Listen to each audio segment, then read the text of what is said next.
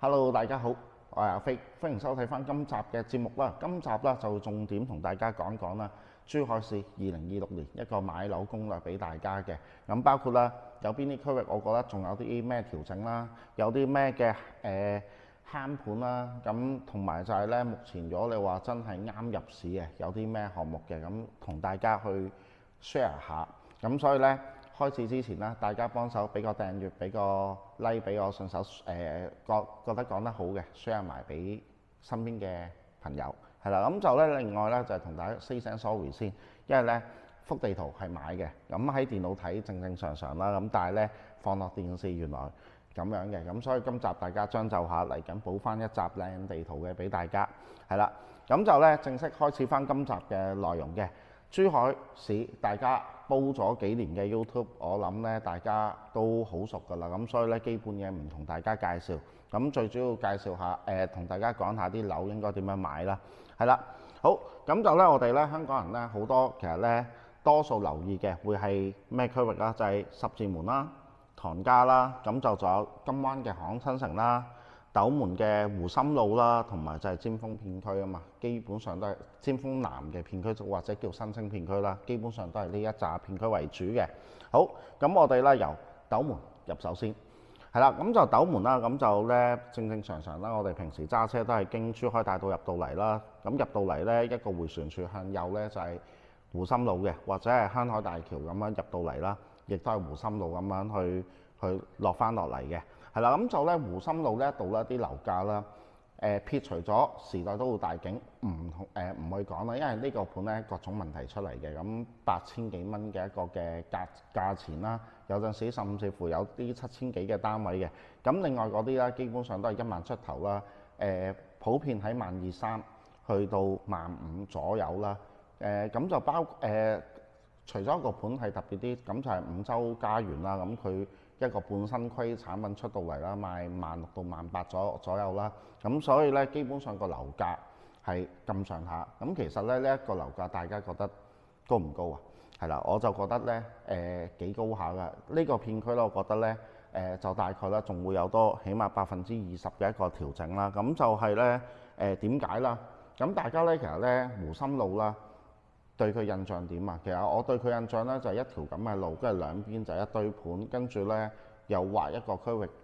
出嚟，又話整個咩湖心新城嘅，係啦。咁但係咧個湖心新城咧個進度係好慢，有排搞嘅。包括入邊啲商業咧，其實係要啲開發商去配建嘅。咁同埋咧入邊咧真係有排開發，個時間上好長，咁根本就我覺得係唔值呢啲價嘅。大家買落去住落去根本就做真係冇嗰種退休嘅一個嘅體驗感喺度㗎，係啊，同埋佢個不確定性因素係太多啦，包括咧佢大橫琴喺呢一邊亦都攞咗好多地，咁咧嚟緊咧如果再加埋4代住宅嘅衝擊下啦，我覺得起碼有20%嘅一個嘅調整嘅空間嘅，因為假設啦，佢4代住宅佢按翻目前市場咁樣去賣翻個14000到16000。咁上下100%嘅實用率，全部嘢再靚啲，再升級晒上去嘅，咁其實呢一啲價，即係湖心路目前呢啲價啦，在售樓盤嘅呢啲價啦，一定查唔到，一定要下調嘅，係啦。咁同埋咧，目前咧淨係目前待售嘅套數啦，基本上都過1萬套啊，咁所以個供應量實在太大，我覺得即係如果真係要考慮呢一邊嘅話，我按翻大家一個12300呢個價錢嚟講啦，依家其實你可以去下中山嘅一個西區，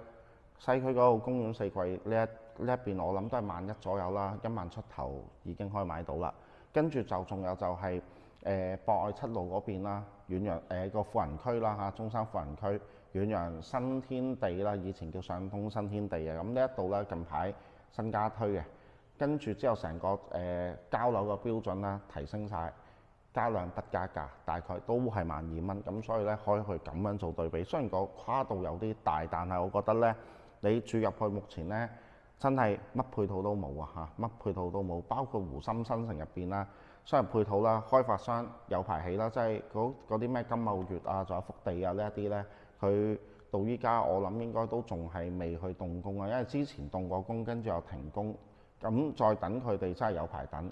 包括片區入邊啦，其實連間醫院都冇啊，佢都係一間社區診所咁上下㗎，係啊，跟住啲公園嗰啲啦，都係整到好麻麻地啦，或者甚至乎係爛爛地尾嘅情況下，咁所以咧呢個區域啦，避一避慳大家係啦。跟住之後咧，另外啦就係去到迴旋處轉過去嘅，亦都有八招新城啦。八招新城咁就忽略唔講啦，咁我覺得無謂入啊嚇，成堆嘢喺度，跟住其實佢去到後期招商先個商場先開業嘅嚇，係啦。咁但係咧，我覺得嗰個片區啦，其實就不如肯定係買入翻嚟新清片區啦，或者叫尖峰南呢個片區啦。咁呢個片區啦，咁其實咧目前啦在售嘅樓啦，應該得2個盤咁上下嘅啫，一個就係世榮嘅觀景，係啦。咁但係嗰個盤就離晒譜嘅，賣15,000-16,000蚊，我覺得唔值，一定仲有下調嘅一個嘅空間，因為咧佢嗰紮地嗰邊嗰啲地根本就以前攞落嚟好鬼平嘅價錢啊，咁佢賣到呢個價真係講真，佢係試一試水，係啦，一定會繼續，即係話如果個成交量唔得嘅，佢一定係會下調嘅。咁另外一個咧就係五洲東方水啦，咁就喺萬達對面嘅啫，行路可以去到萬達醫院同埋嗰啲嘅向左行啦，咁就係嗰啲嘅尖峰山公園啊，咁同埋對面繼續行嗰啲啦，附近嗰啲有埋濕地公園嘅，咁所以咧嗰個盤1萬左右咧，我覺得都合適嘅。如果以佢成個片區啲嘢，其實已經基本上落晒地，跟住咧係除咗嗰啲富源廣場啊、競悅商務中心等嘅商業去起埋啦，佢已經係啲嘢基本上起晒，係睇下幾時運營啦。跟住就仲有就係啲政府機構啦，入邊全部都喺晒度嘅，咁所以咧呢個片區係我覺得咧目前咧係最現成㗎啦，係啦。咁就咧你話樓價會唔會再下調？咁如果湖心路下落10%幾20嘅，咁呢一邊我諗都差唔多係啦，會調整落嚟嘅，係啦。咁所以可以等一等。如果比較急嘅話，亦都你就情願揀翻尖峰南片區呢一邊咧，咁睇下五洲東方水啱唔啱？唔啱嘅咪繼續等咯，係啊，好簡單嘅。跟住之後咧，咁如果咧其實呢一邊咧仲有多個盤近排嚇，咁就咧我真係唔係咁中意啲偏嘅區域嘅嚇，咁不過咧都接觸咗好多唔同嘅客戶啦，咁多年嚟，咁其實咧都知道即係有啲人群即係有啲人個要求唔係話好高，因為咧佢可能係過嚟退休嘅，即係你符合咗呢幾個要求咧，咁可以睇多個盤。你係會過嚟退休嘅，第一點啦。第二點，你退休之後唔會成日返香港嘅。退休之後，呢個第二點啦。第三點，退休之後亦都唔會話周圍走嘅嚇。呢個第三點。第四點，多數都係樓下行下嘅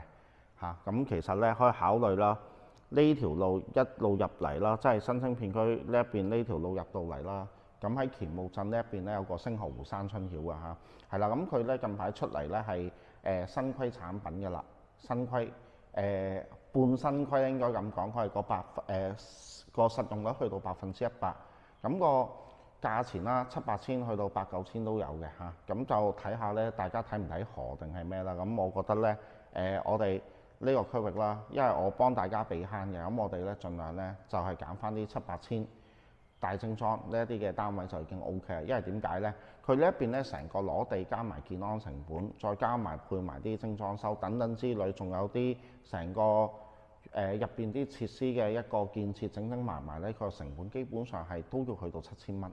7000蚊嘅情況下，佢根本呢一度咧係冇降價空間嘅，佢根本就係以價去換量咁樣嘅。係啦，咁所以咧呢一邊咧即係如果大家退休嘅，即係符合晒我啱啱所講嘅幾個要求嘅，咁可以考慮下呢個樓盤啦。係啦，跟住之後咧，斗門就係咁上下啦。咁其他井我相信大家都唔會入去噶啦嚇，係啊，落親雨都必水浸咁滯嘅。好，跟住咧再落嚟啦，就係金灣啦。金灣咧呢一邊啦，咁其實咧有分航空新城啊，嗰啲咩紅旗三造啊，仲有就係啲高欄港啦、平沙舊城、新城嗰啲啦。咁我相信啦，高欄港大家唔會買入去噶啦，係啦。跟住之後咧，平沙舊城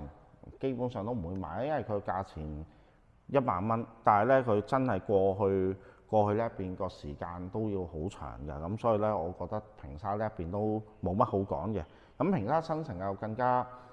當其時收過好多香港人嘅一個區域啦，係啦，最高峰好似賣到16700㗎嘛。我其實咧喺嗰一期我都以前出過片去叫大家唔好買，不過好多人都衝咗入去，就係咁解啦嚇。咁所以咧聽下即係聽下我嘅建議啦。咁所以咧都可以係慳翻唔少錢嘅嚇。係啦，跟住之後咧嗱，你話去到咧今晚我哋最主要咧通常關注嘅就係喺航空新城嘅。咁航空新城咧目前啦，除咗你話咧佢好似係 B 片區啊，佢嗰度有個依家叫雅戈爾啦，之前叫金灣寶龍城啦。咁嗰個盤1萬出頭少少可以買到嘅，但係咧嗰邊有地陷嘅一個嘅問題啦，咁所以咧價錢平啲啦。咁佢嗰個商場啦就一路喺度褪個營業時間，但係應該正常我諗都會有嘅，係啦。咁就咧大家仲有呢個盤啦。咁另外嗰啲基本上都係15000到2萬之間嘅。咁15000到2萬嘅情況下啦，咁我哋可以係點樣去睇咧嚇？係啦，咁我覺得咧就大概啦呢一邊啦，大概起碼都會有多15%嘅一個嘅回調空間嘅，係啦，因為咧我個依據係咩咧？咁其實咧喺即係以前金灣啦、航空新城嗰邊啦，其實係乜都冇嘅，全部一個魚塘咁嘅，跟住就規劃話會整個航空新城啦。跟住之後啦，個樓價一路飆到萬幾蚊嘅，去到16年嗰陣時咧13000到15000左右嘅，跟住去到咧16年嘅7月15號，金灣地王拍地之後啦，個樓價就簡直飆到上2萬啦。跟住之後咧，去到19年啦，鬆限購嘅時候啦，咁我哋好多香港人當其時香港嘅政治事件啦，跟住之後咧就好多香港人啦都會過嚟，即係話咧過嚟。即係珠海啊、中山咁樣去買樓嘅情況下啦，咁其實咧啲樓價飆到差唔多3萬左右㗎嚇，係啦，咁所以咧我覺得咧佢係應該係會翻到去咧佢以前16年715之前嘅大概嗰啲價為之合理，因為咧嗰陣時本身由乜都冇嘅情況下，炒到萬幾蚊，咁呢個已經係提前係預知晒，咁去到依家落地佢就係值呢個價嘅。咁呢個先至為之合理嘅，加埋依家個樓市係下行緊，咁所以咧即係話咧佢就要貼合翻大概係呢啲價位為之合適嘅，咁所以咧大概啦等一等啦，等一等，我相信應該係會回調嘅。咁再加埋咧佢亦都有二手樓嘅一個嘅衝擊啦，咁所以咧個價錢再調整多15%，我覺得就差唔多噶啦嚇，係啦。跟住之後咧入邊咧其實有個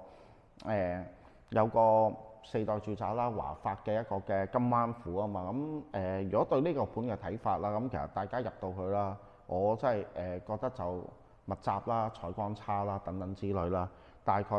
18000左右呢啲位，其實成個灣區可以對比嘅，金灣準備入金灣嘅朋友啦嚇，你係唔趕車北上嘅，你係會話退休啊等等之類嘅，唔趕車北上嘅。個趕車北上嘅話，最方便我諗係金灣啦。咁如果唔趕車北上，你對比多個區域去南沙，咁可以睇翻我上一集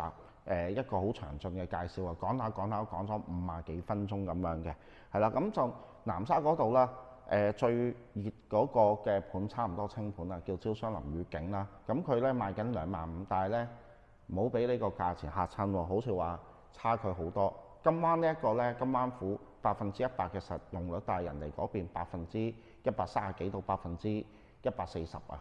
嘅一個嘅實用率啊。咁如果圍翻個價咧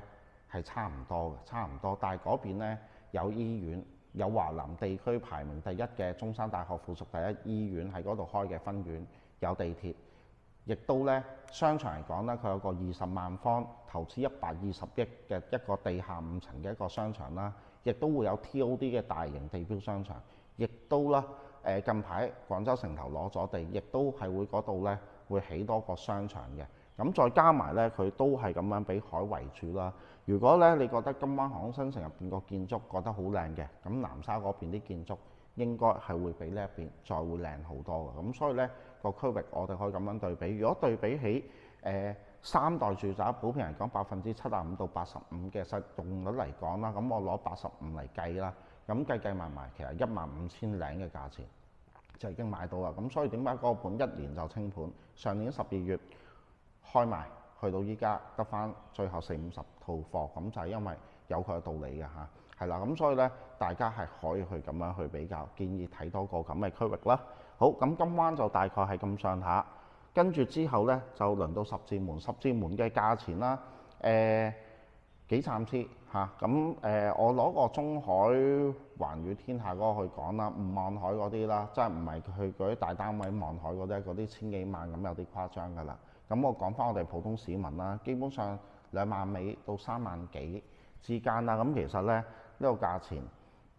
呢個片區我之前都其實有啲集數講過，呢個片區其實係缺一個醫院啊。其實醫院呢幾重要㗎，大家如果諗下試下啦，如果係由珠海市區搬佢1-2間醫院喺金灣呢度，佢成個入住率會提晒上嚟嘅。但係呢，目前金灣就係亦都係缺呢啲配套嘅。咁十字門啦，我覺得亦都係缺呢個咁嘅配套。當然啦，佢成個門面整得幾靚下啦，亦都對住澳門啊、有海啊等等之類啦。但係咧，如果你話咧，你係即係話咧，唔完全係退休嘅，你仲會諗埋保值嘅問題嘅，建議可以睇翻東莞濱海灣新區最近深圳嗰橛嘅，有個叫做華潤濱海潤府啊，華潤嘅濱海潤府。咁嗰度咧係新規產品嚟嘅，新規產品4月份先開佢個第2期，已經差唔多清盤㗎啦。咁啊冇㗎啦，係啦。但係咧有咩分別？嗰邊學校、醫院，學校係濱海灣學校啦，醫院濱海灣醫院，跟住之後再加埋咧地鐵嘅2號線、3號線，3號線嚟緊起啊，2號線呢嘅延長段差唔多通到啦。咁呢條地鐵有望駁到去深圳嘅20號線，因為佢哋嘅距離都差距好少嘅啫。跟住咧，但係大家仲有樣唔同嘅嘢，佢嗰度咧有 vivo、OPPO。同埋好似小霸王等等類似啲咁嘅產業集群喺度係咁去投資，亦都有人嘅一個嘅支撐嘅嚇。咁所以咧嗰邊咧全部嘢其實我覺得係優勝過十字門，亦都近海。咁佢成個區域仲要依家都仲有揼緊眾新嚇，係啦。咁所以咧大家係可以咁樣去做對比嘅。係啦，咁呢個係我個人嘅意見啦，不喜勿插啦嚇。咁如果你話咧，你港車北上嚟到呢一度嘅方便啲嘢，咁其實係冇問題嘅。咁有啲可能中意去深圳玩嘅嗰啲啦，咁其實就可以去留意嗰個盤啦。係啦，跟住咧再入到嚟啦，就係唐家啦。唐家咧其實咧就分前環、後環同埋就係北圍啦，北圍啦，最多加埋個翠湖香山嚇，係啦，翠湖片區啦。係啦，咁就咧前環基本上發展係成熟晒㗎啦。咁依家咧目前咧，我覺得唐家咧最主要睇入去個產品啦，就係佢個後環嘅嗰邊嘅叫做咩啊？華發珠海灣係啦，大概2萬蚊左右嘅價錢啦，2萬蚊左右。咁佢依家先至講緊第1期，但係華發喺嗰度攞咗好多地嘅，咁包括華發商都嗰啲都肯定會起嘅。嗰個產品其實係再優秀好多嘅，咁所以咧2萬蚊左右呢個價，點解可以賣咁多套嚇？咁就係佢其實咧基本上冇乜水分嘅，其他嘅一手盤嗰啲就係因為呢個盤搞到成個價錢打咗落嚟啊。咁所以咧大家要知道4代產品對3代產品個衝擊係好大嘅。咁所以咧後環直接去睇華發珠海灣就 OK 嘅啦，係啦。跟住之後咧就慳嘅盤啦，頭先市區樓講一個。雙穗長龍灣，咁呢個根本就係收過港澳人士嘅一個盤嚟嘅，3萬幾一方，完全唔值㗎嚇。你成個大灣區你可以揾好多呢啲豪宅，我可以揾晒俾你，可能仲要比呢個價平唔少添，係啦。咁所以呢，大家亦都要注意翻呢一點啦。跟住之後呢，仲有就係北圍啦，北圍好多人睇嘅一個盤啦，好多香港人睇嘅，咁就係北站嘅寶龍城啦。咁其實呢個盤啦，好多都係打住話5萬首期可以上車嘅。咁我俾個提示，俾個牽示俾大家啦，係啦。咁就呢，佢5萬首期嗱，你入到去你同任何銷售或者之前聯繫嘅中介都好啦，你都話你要正常首期，叫佢計個價俾先。之後呢，你去到嗰度，你再睇完嗰個正常首期嘅價，你再轉一轉，你話你要低首期啦。其實成個價差佢應該有6到8萬左右㗎，咁所以個價差係差咁大。因為正常呢，其他城市啦，好似惠州嗰啲啦，你做低首期嗰啲同正常首期，一係就冇乜差價嘅，一係咧最多差萬零蚊，因為開發商都有少少成本嘅，要打稅嗰啲嘅成本嘅，咁唔會係差到呢個距離咯嚇。咁所以咧呢個差距有啲大嚇，同埋咧嗰度咧啲產品一般賣緊13,000零去到14,000幾，我覺得起碼仲有2、3千，起碼2、3千嘅一個調整空間嘅。佢嗰度啲貨仲有成900零套係啦，咁所以咧佢個去化速度咧都係好慢嘅情況下，佢一定會下調多2、3千咁樣係啦。咁所以咧，如果係買嗰個本嘅，咁咪去等下咯，係啊。咁就同埋咧呢一邊咧唐家呢一邊，我係覺得佢反而有產業、有人口，亦都咧會繼續有地咁樣去開發落去，咁所以咧呢個片區啦，咁包括而家去市區嘅嗰啲路咧去通晒，咁呢個片區大家都可以重點關注下，同埋我相信呢個深珠通道啦都一定係會拍板嘅，咁所以咧有呢一紮嘅利好喺度啦，咁所以咧大家去